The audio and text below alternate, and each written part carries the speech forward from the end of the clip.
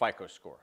All right, guys, pay attention to this very closely, as your FICO score is probably the most important number in your financial life unless you have a ton of cash in the bank. It can dictate your financial freedom and is derived from the information in your credit report.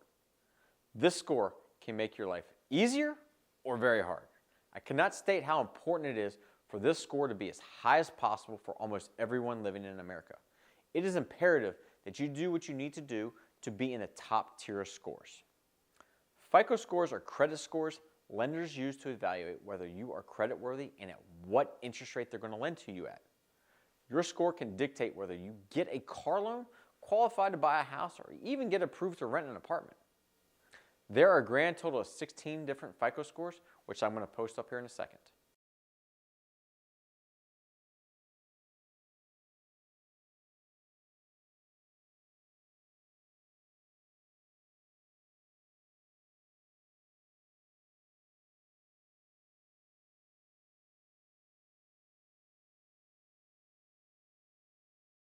Now, depending on what you're trying to get approved for, the lender may use different scores. Let's get a good understanding of categorization of scores, so let's take a look at a table created by Credit Karma.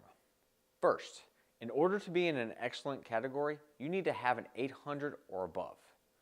In order to be in the good category, you need to have a 740 to 799. As for fair, you want to have a 670 to a 739. If you are in a poor category, you're from 580 to 669, and for a bad, you need to have 300 to 579. So, now that you know how important the score is, what elements affect your score? Your payment history for one, so do not be late on your payments, your credit utilization rate, which is the percent of credit being used, the type, number, and age of credit accounts you have, your available credit, which is the amount of unused credit you have, any public records such as bankruptcy, civil judgments, or tax liens, how many new credit accounts you've recently opened, and lastly, the number of inquiries for your credit report.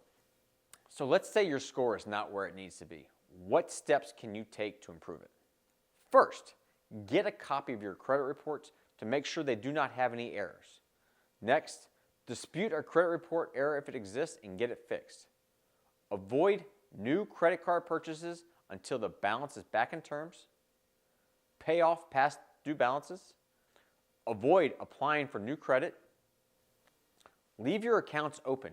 Do not close the cards, even if you don't use them, unless the fee is too much, as closing cards reduces your available credit and increases your credit utilization rate. Both are negatives.